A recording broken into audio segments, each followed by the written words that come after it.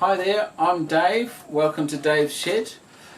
In the summertime here, it's stinking hot and sticky. It's humid and hot. And part of the year it's particularly hot.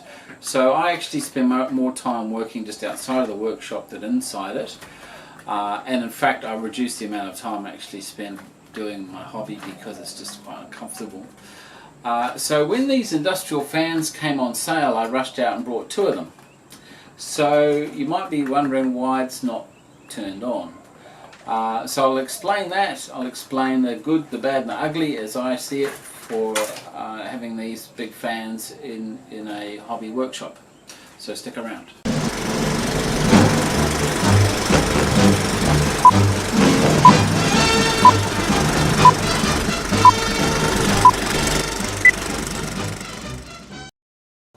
Okay, I'll try and give you some idea of how effective this fan is in terms of moving air.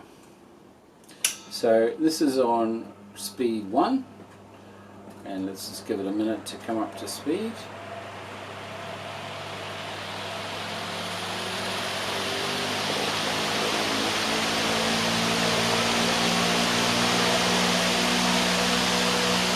So that's at speed 1. Now let's try 2.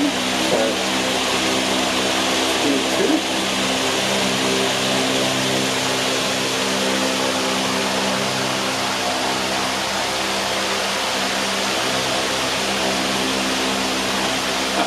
I've already lost my rag. And then speed 3. And now I can keep thinking that we could fly around the workshop.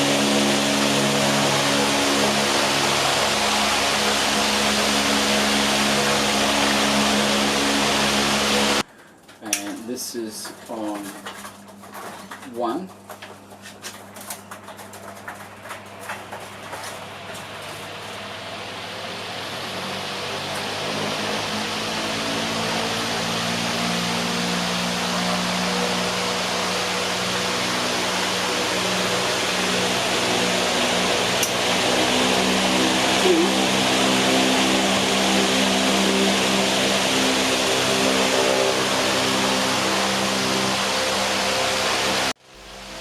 Okay, well that wasn't very scientific, but take it from me that does move a lot of air and has a significant cooling effect in a small workshop, small ventilator like mine.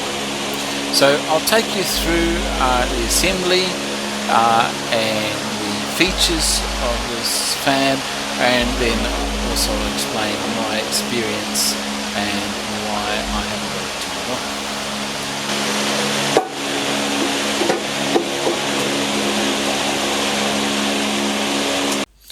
I assume all these industrial fans are more or less the same.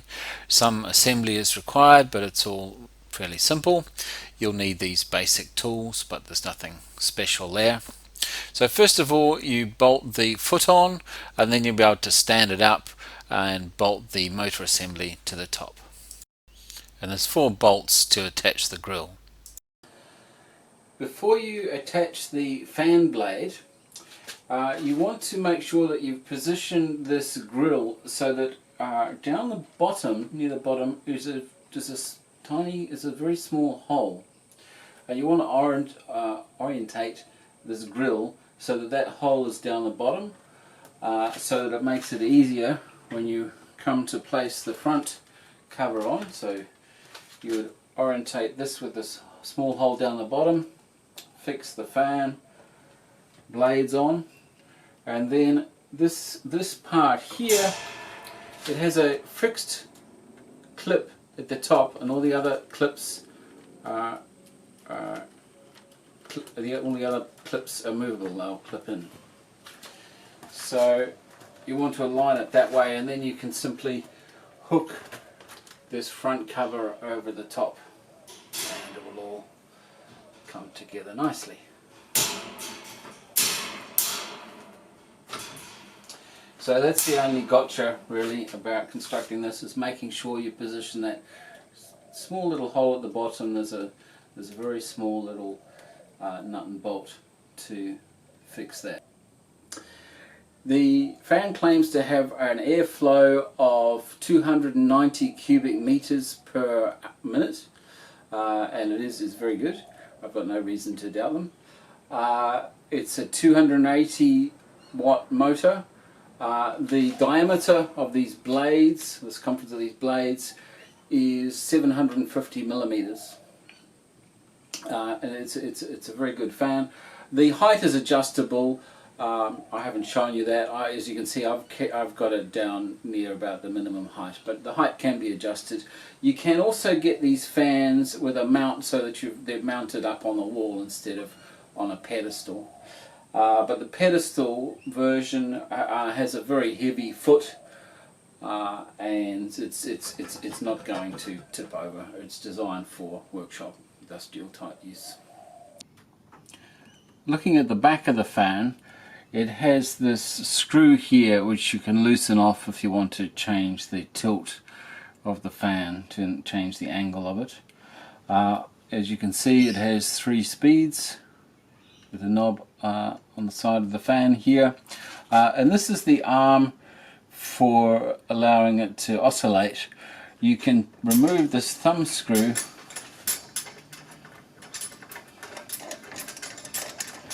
if you want it to in a fixed position, and you can actually either allow that to be moved, or you can hold it in a certain position by screwing this into a middle position underneath this fitting here.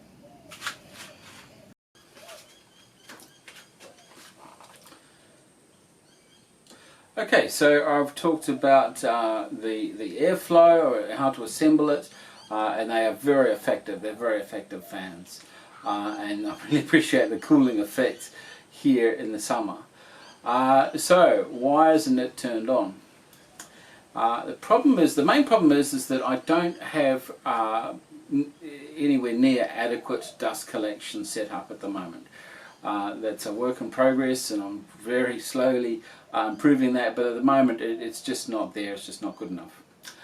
And before I bought this fan, I got some advice, and the advice that I was given is that these sort of fans, to limit the amount of sawdust in the air, these fans should be put near an entrance or exit so that they're being used to suck air out of the workshop and then blow it away.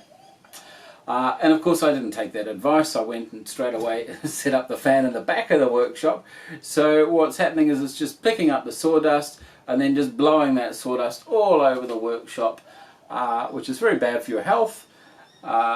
It's particularly bad because it's the fine dust, most of all, that it's picking up and blowing out and then into your lungs. And the other particularly bad thing about that is this dust then settles on all of your tools, and attracts rust, and it's very difficult to clean up because it's very fine and is in every little nook and cranny everywhere. So that's why it's turned off. What I should really do is put it out near the entrance.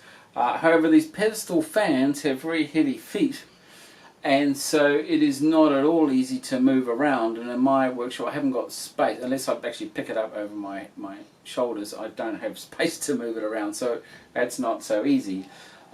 If I can devise some way so it could live near the entrance, then that's what I should do.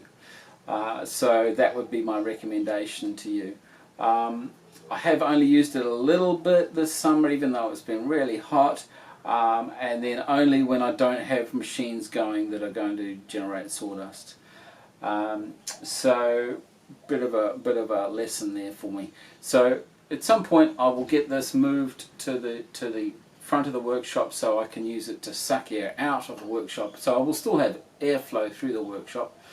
And then eventually I'll actually have a decent dust collection system, and hopefully the workshop will be clean enough, and then perhaps I might be able to use this, at least when I'm not actually cutting wood.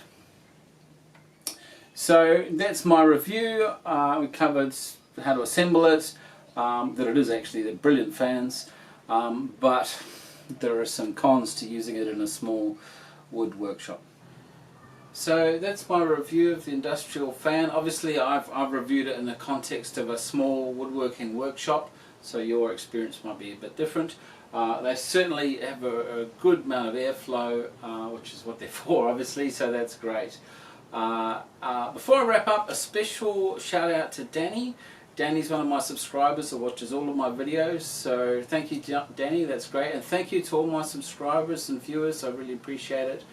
If you're not a subscriber, please press the subscribe button and the little notification bell so you know when I release a new video. So thanks to all my viewers. All of that feedback helps me to, or encourages me to create more content for you, so that's great. So take care, and I'll see you in the next video.